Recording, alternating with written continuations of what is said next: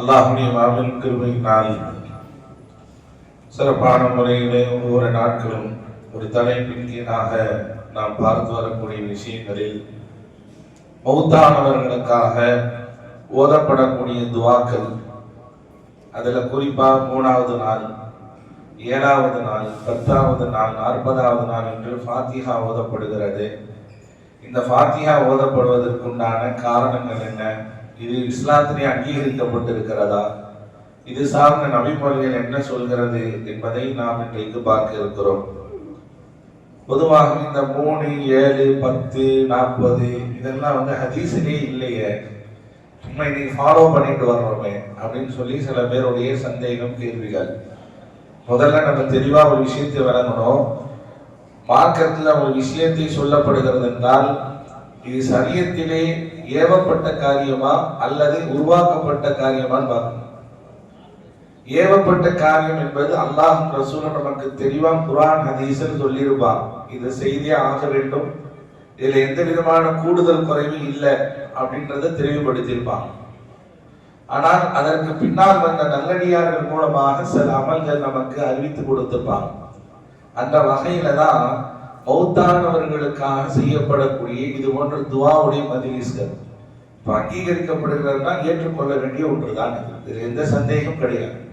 சரி, புதுசா உருவாக்குறாங்க, எதன் அடிப்படையில் உருவாக்குறாங்க? யாருடைய சொந்த கருத்தின் அடிப்படையில் உருவாக்கப்படக்கூடியது அல்ல. எல்லா விஷயத்திற்கும் ஆதாரபூர்வமாக அடிப்படையாக குர்ஆன் ஹதீஸ் ஆதாரமா இருக்கும். இப்ப பாருங்க, ஒருத்தர் மௌத்தாயிட்டாருன்னா அதோட மௌத்தானதுக்கு பின்னாடி முடிஞ்சு போச்சு, அவர் மறந்துடுங்கன்னு மார்க்க சொல்லல. என்ன சொல்றது? ஸல்லல்லாஹு அலைஹி வஸல்லம் சொன்னாங்க, உதுகுரு மௌத்தாக்கும் அலா மஹாசினக்கும், உங்களில் இறந்தவர்களை நீங்கள் நினைவு கூறுங்கள் என்று நபிகள் நாயகம் ஸல்லல்லாஹு அலைஹி வஸல்லம் சொன்னாங்க. நினைவு கூறுங்கள்னா என்ன அர்த்தம்? மஹாசினக்கும், அவர்கள் வாழும் காலத்திலே செய்த நல்லறங்களை எல்லாம் நினைவு கூறுங்கள். இது ஹதீஸ், இது ரசூலுல்லாஹ் சொன்ன வார்த்தை. மௌத்தா போனதுக்கு பின்னாடி, மௌத்தானவங்க அந்த கபர்ல அடக்கம் பண்ணதுக்கு பின்னாடி எல்லாம் முடிஞ்சிருச்சு அவ்வளவுதான் அப்படின்னு அல்ல. நாம் உயிரோடு இருக்கும் காலம் எல்லாம் அவர்களை நினைவு கூற வேண்டும்.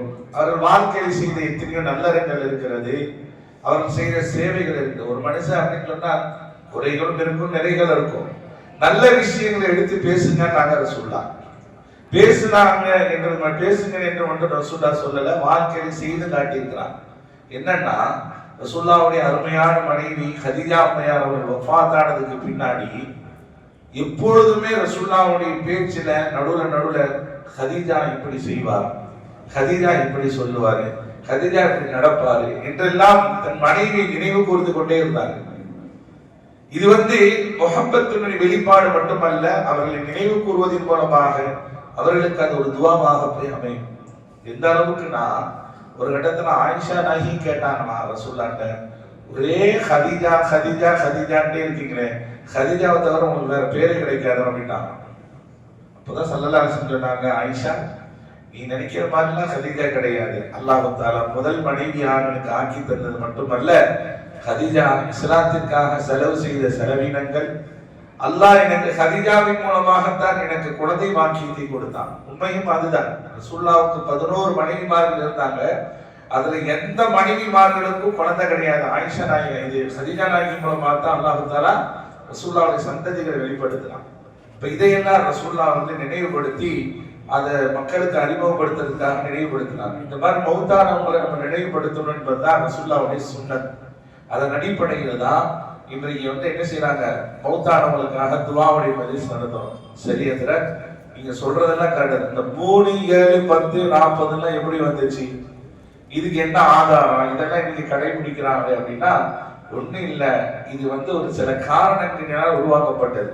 இப்ப இன்னைக்கு ஒரு மவுத்து அப்படின்னா இந்த செய்தியை என்ன செய்யணும், நம்ம டக்குன்னு வாட்ஸ்அப்ல தட்டி விடுறோம். 10 பேர், 20 பேர், 50 பேருக்கு மெசேஜ் போகுதா? இதுக்கு முன்னாடி உள்ள காலத்துல செல்போன் தொடர்புகளும் வாட்ஸ்அப் எல்லாம் இல்லாத அந்த காலத்துல யோசிச்சு பாருங்க, மௌத்தினுடைய செய்தி என்ன செய்வாங்க அப்படின்னா, போன் தொடர்பே இல்லாத காலத்துல சொல்ற, நம்ம வாழ்ற காலத்துல ஒரு 20 வருஷத்துக்கு முன்னாடி செல்போனும் கிடையாது, வாட்ஸ்அப்பும் கிடையாது. அப்ப என்ன செய்வாங்க, ஒரு லேண்ட்லைன் போன்ல தான் தகவல் சொல்லுவாங்க. அதுவும் இல்லாத காலத்துல இந்த 3, 7, 10 உருவான எப்படின்றது தான் இந்த காரணம். இது அந்த தொடர்புகளே இல்லாத, செல்போன் தொடர்பே, போன் தொடர்பே இல்லாத காலகட்டத்தில் மவுத்து செய்தி என்ன செய்வாங்கன்னா தபால் மூலமாக எழுதி அனுப்புவாங்க. இந்த மாதிரி இறந்துட்டாங்க, இன்னார் இறந்துட்டாங்க, இன்னார் அடக்கம் செய்யப்பட்டு மூத்து செய்தி தந்தி தந்தி அனுப்புவாங்க. அந்த தந்தி செய்தி அவர்களுக்கு போய் சேரும் போது என்ன ஆகும்னா 1 நாள் 2 நாள் ஆகும். அந்த செய்தியை கேட்டுட்டு என்ன செய்வாங்க, சில பேர் ரொம்ப நெருக்கமான உறவாக இருந்தால் உடனே கிளம்பி வருவாங்க. அந்த துக்கம் விசாரிப்பதற்காக, மௌத்தானவர்களை துவா செய்வதற்காக, கபரு செய்யறதுக்காக உடனே வருவாங்க. சில நபர்கள் வேலையின் காரணமாக இந்த 2-3 நாள் கழிச்சு வருவாங்க. இப்படி வீட்டிற்கு வரக்கூடிய மக்கள் நலன் விசாரித்து மௌத்தானவர்களை துக்கம் விசாரித்துட்டு போகும்போது வந்த கையோட மௌத்தானவர்களுக்காக துவா ஓதிட்டு போவான்னு சொல்லுவாங்க. அந்த துவா ஓதக்கூடிய அந்த தருணம் தான் இது போன்ற 3வது நாளாக. அதே போல மௌத்துக்கு சில பேர் வந்துருவாங்க. மௌத்தை அட்டன் பண்ணிட்டு போகும்போது அந்த மையத்தை சார்ந்த சொந்த பந்தங்கள் நெருக்கங்கள்லாம் என்ன செய்வாங்க, அப்படியே வேலையை விட்டு போட்டு வந்திருப்பாங்களா இல்லையா, மௌத்துக்கு இது செய்தியை கேட்டோடனே அவர் தன்னோட ஊருக்கு போகும்போது என்ன செய்வாங்க, ஒன்று கூடி அல்லாஹ்விடத்திலே மௌத்து மையத்திற்காக மகஃபிரத்திற்காக துவா செஞ்சுட்டு அந்த சபையை விட்டு கலைவாங்க. அந்த தருணம் தான் இந்த 3வது நாள் துவான் உருவாச்சு. அதாவது நோக்கம் என்னன்னா, நான் சொல்ல வரக்கூடிய 3வது நாள் ஓதுலன்னா நீ பாவி அப்படின்னு மார்க்க சொல்லல. இத ஓதித்தான் ஆகணும் அப்படின்னு கட்டாயப்படுத்துற. ஆனா ஓதுறது இஸ்லாத்திலே அங்கீகரிக்கப்பட்டதா அப்படின்னா இதுல எந்த தடையும் கிடையாது. நோக்கம் என்ன, மௌத்தானவர்களுக்கு செய்யப்படக்கூடிய துவா. இப்ப 7வது நாள், இப்பதான் நம்ம 7, 10 அவ்வளவு கான்சென்ட்ரேட் இல்ல. 3வது நாள் துவா அதோட 40 தான். அது பிறகு வருஷ பாத்தியா. இப்ப இந்த பாத்தியாவுடைய நோக்கம் என்னன்னா, மௌத்தானவர்களுக்கு நாம் கேட்கக்கூடிய துவா தான் ஒழிய, இது இந்த 7வது நாள் விட்டுட்டு 8வது நாள் ஓதுனா அது பெரிய பாவி அப்படின்லாம் யாரும் சொல்லல. எந்த ஆணையுமே எந்த மார்க்கமும் சொல்லல. ஆனால் மௌத்தானவர்களை மறந்து விடாதீர்கள். அதுல இன்னொரு முக்கியமான செய்தி என்னன்னா, இறந்தவருடைய ரூஹு அந்த முதல் 40 நாட்கள் அந்த இல்லத்தை நாடி வரும். அந்த ரூஹு என்ன செய்யுமா, இந்த ரூஹு சம்பந்தப்பட்ட ஒரு தனி சப்ஜெக்டே இருக்குங்க. அது வாய்ப்பு கிடைக்கும் போது விரிவா நம்ம ஜும்மாவில் பார்க்கலாம். அந்த ரூஹானியத்தை என்ன செய்யும், குடும்பத்தாரோடு ஒரு எதிர்பார்ப்போடு அவர்களுக்காக நாம் நினைவு கொடுத்து துவா செய்யும் போது, அவருடைய கபறுகளுக்கு ஒரு நல்ல சவாபை தேர்ந்து வைக்கும் போது அவருடைய சாந்தமான முறையில் அவருடைய கபருடைய வாழ்க்கை அமையும். இதெல்லாம் ஸல்லல்லாஹு அலைஹி வஸல்லம் அவர்கள் நமக்கு சொன்ன ஹதீஸில் இருந்து தான் நமக்கு முன்னோர்கள் தொகுத்து தந்தாங்க. இப்ப இன்னொரு விஷயம் என்ன அப்படின்னா, இந்த 3வது நாள் துவா, 40வது நாள் துவா அப்படின்னு குறிப்பிட்டு நம்ம துவா ஓதும்போது என்ன ஆகும்னா, அந்த ஓதணுன்ற உணர்வு வரும். எப்ப வேணா ஓதிக்கலாம் அப்படின்னு சொல்லி பாருங்க. எப்ப வேணா ஓதிக்கலாம், எப்ப வேணா ஓதிக்கலாம், எப்பவுமே ஓத மாட்டான். குர்ஆன்ல அல்லாஹ் தொழுகை நீங்க எப்ப வேணா தொழுதுக்கோங்கன்னு சொல்லலையே. தொழுகணும்னு சொல்றான்ல, 5 வேளை தொழுகணும்னு சொல்றான்ல, ஜமாத்தா தொழுகணும்னு சொல்றான்ல, இமாம் ஜமாத்தோட எல்லாமே பள்ளியில தொழுகணும் எல்லாம் சொன்னாங்களா. இன்ன ஸலாத்த கானத் அலல் முஃமினீன கிதாபம் மவ்கூதா. தொழுகை என்பது நேரம் குறிப்பிடப்பட்டதாக இருக்கு. அந்தந்த நேரத்துல செய்யறதா தொழுகைக்கு உண்டான ஹைலைட்.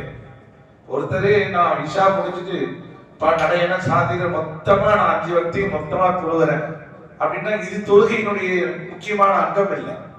அந்தந்த நேரத்துல அதாவது செய்யணும். ஃபஜ்ருடைய நேரத்துல நீ ஃபஜ்ர் தொழுகணும், அதான் தொழுகையினுடைய சிறப்பு.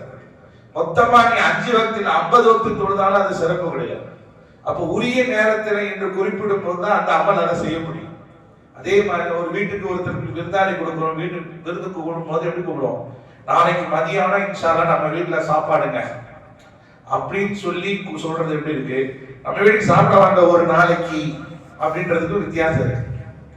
நாளைக்கு வாங்க, மதியானம் நம்ம வீட்டுல விருந்து, நான் சாப்பாடு ரெடி பண்றேன் அப்படின்னு சொல்றது உறுதியான செய்தி. நம்ம வீட்டுக்கு ஒரு நாள் சாப்பிட வாங்க அப்படின்னா எந்த நாள் வருது, எப்போ வருது, காலையில வருதா, மதியானம் வருதா, நைட்டு வருதா, நீ சாப்பாடு செய்வியா, இல்ல சாயாவோட கொடுத்து அனுப்பி வச்சிருவியா, இல்ல ஒரு ஃபார்மாலிட்டிக்கு கூப்பிடுறியா? நிறைய பேர் அப்படிதான் வீட்டுக்கு வாங்கன்னு சொல்லிட்டு வீட்டை கூட்டிட்டு போயிடுவான். இல்ல அன்னைக்கு கூப்பிட்டேன் எனக்கு உடம்பு சரியில்லை ஆஸ்பத்திரியில இருக்கிறேன் அப்படின்னா இது உறுதி இல்லாத செய்தி. எதுக்கு சொல்ல வரேன்னா, சில விஷயங்கள் முன்னோர்கள் நமக்கு இந்த தேதியில இதை செய்யுங்கள் உருவாக்குறதுன்னா அது மக்கள் உறுதியாக செய்யறதுக்கு முற்படுவாங்க. 3வது நாள் துவா 40வது நாள் துவா அப்படின்போது இன்னைக்கு கண்டிப்பா துவா ஓதப்படும் அன்று எல்லாரும் ஒண்ணு கூடுவாங்க, மஜ்லிஸ்கள் ஒன்று சேரப்படும். இந்த தக்கீரான விஷயத்துக்காக தான் அந்த நாட்களை குறிப்பிட்டிருக்காங்க. இது சரியத்திற்கு புறம்பானதல்ல, இதை செய்வதனால் தப்பு அல்ல. இதையெல்லாம் அல்லாஹ்வுடைய மாபெரும் கிருபையினால் இன்றைக்கு அங்கீகரிக்கப்பட்ட தொடர்ந்து செஞ்சுட்டு வரோம். ஆனா இன்னைக்கு என்ன செய்யறாங்கன்னா நிறைய பேரு இதை விமர்சனம் பண்றது, இதை கேலி கிண்டல் செய்யறது, இதை நையாண்டி பண்றது. அது என்ன மூணாம் பாத்தியா, முதல்ல பாத்தியான்றதே சொல்ல தெரியல அவனுக்கு. பாத்தியான்னு நான் பார்க்கல அப்படின்னா, டேய் இந்த பாத்தியா இல்லடா, அது பாத்தியா முதல்ல வார்த்தை அப்படின்னு ஃபாத்திஹா. குர்ஆனிலே இருக்கக்கூடிய முதல் சூராவினுடைய பேரு ஃபாத்திஹா. ஃபாத்திஹா என்றால் தோற்றுவாய் அப்படின்னு அர்த்தம். ஃபாத்தியா ஓதக்கூடாது அப்படின்னா அப்ப குர்ஆன்ல இருக்கக்கூடிய இந்த சூறாவை ஓதக்கூடாது அர்த்தமா? இல்ல, எல்லாரும் ஒண்ணு கூடி சோறாக்கி முன்னாடி பழங்களை எல்லாம் வச்சு அதெல்லாம் ஓதுற இந்த சடங்கெல்லாம் எங்க இருக்கு அப்படின்னு. நான் என்ன சொல்றேன், பழங்களை வச்சு ஓதுறது ஃபர்லுன்னு யாரும் சொல்லல. இந்த வீட்டுல நம்ம துவா ஓதும் போது பழங்களை வச்சு ஓதுறோமா இல்லையா? அதுல இந்த பழங்களை வச்சு ஓதுறது கட்டாயம் கிடையாது. ஆனா வச்சு ஓதுறதுனால தப்பா அப்படின்னா தப்பும் கிடையாது. அதுக்கு சில காரணம் இருக்கு. இன்ஷாஅல்லாஹ் அதை அடுத்த நாள் தராவியில நம்ம பார்க்கலாம். உணவுகளை முன்வைத்து ஓதக்கூடிய இந்த வழக்கம் எப்படி வந்துச்சு, இது மார்க்கத்தில் அனுமதிக்கப்பட்டிருக்கிறதா அப்படின்னா அது ஒரு தனி சப்ஜெக்ட். இன்ஷாஅல்லாஹ் அதையும் நம்ம இந்த தொடர்ல நம்ம பேசுவோம். இப்ப இந்த மாதிரி ஒன்று கூடி உணவுகள் கொடுக்கிறது தப்பு ஒண்ணு இல்லையே. மௌத்தானவர்களுக்காக நம்ம சொந்தக்காரங்க வரும்போது அவங்களுக்கு சாப்பாடு கொடுத்துதான் ஆகணும். மௌத்தானவங்களுக்காக இவங்க நோன்பு இருக்க முடியுமா? இல்ல சாப்பிடாம விரதம் இருக்க முடியுமா? சாப்பிட்டு தானே ஆகணும். இப்ப வர்றவங்களுக்கு சாப்பாடு போட்டு தானே ஆகணும். அதைத்தான் இந்த மஜ்லிஸ்ல செய்யப்படுது. இல்ல இது ஒரு சடங்கா? யாரும் சடங்கா செய்யறா? யாரும் சடங்கும் செய்யல, சம்பிரதாயம் செய்யல. இஹ்லாஸான முறையில தான் எல்லாம் செய்யப்படுது. இஹ்லாஸான முறையில் தான் எல்லாமே நடத்தப்படுது. ஆனால் நீங்கள் தான் தவறாக புரிந்து கொண்டு விமர்சிக்கிறீர்கள். நீங்கள் தான் தவறாக அதை வெளிப்படுத்துகிறீர்கள். இந்த பாதையில எந்த விதமான வலாலத்தும் இல்ல. ஸல்லல்லாஹு அலைஹி வஸல்லம் அவர்கள் எந்த ஹதீஸை சொன்னாங்களோ அந்த ஹதீஸின் அடிப்படையில் தான் நமக்கு உருவாக்கி தந்தார்கள். அதன் அடிப்படையில் தான் இன்றைக்கு மௌத்தானவர்களுக்காக ஓதப்படுகிறது. அது என்ன 3, 7, 10 வச்சிருக்கிறாங்க. நம்ம இன்னைக்கு இல்லையே. இன்னைக்கு 40 நாளும் குர்ஆன் ஓதக்கூடிய, யாசின் ஓதக்கூடிய வழக்கமும் இருக்கு. அதுவும் நம்மளுடைய வழக்கத்துல இருக்குதான் செய்யுது. அஜத்துலாம் போறீங்களா இல்லைங்களா? 40 நாள் போயிட்டு ஓதிட்டு வரதான் செய்யலாம். சில பேர் வீட்டுல உள்ளவங்க ஓதிக்கிறாங்க. ஓத தெரியாதவங்க என்ன செய்வாங்க, ஓத தெரிஞ்சவங்களை வச்சு ஓதுறாங்க. இல்ல எனக்கு அதெல்லாம் கிடையாது, கபூர்ல அடக்கணத்தோட அவனுக்கு எனக்கு புரிஞ்சு போச்சு, அது உங்க இஷ்டம். அது நீங்க மௌத்தானவர்களை மறக்கிறது உங்க இஷ்டம். மௌத்தானவர்களை நினைவு கூர்ந்து ஓதக்கூடிய இந்த வழக்கத்துல 3 விஷயம் கிடைக்குது நமக்கு. ஒன்று என்ன தெரியுமா? நம்ம வீட்டு பிள்ளைகளுக்கு நம் முன்னோர்களை நினைவுபடுத்துவதற்கு அது ஒரு காரணமா இருக்கு. அவங்க என்ன செய்வாங்க, நம்ம தாதா இறந்துட்டாங்க, அம்மாவோட இறந்துட்டாங்க, அவங்களுக்காக நம்ம துவா செய்யணும் என்ற உணர்வை ஏற்படுத்துகிறது.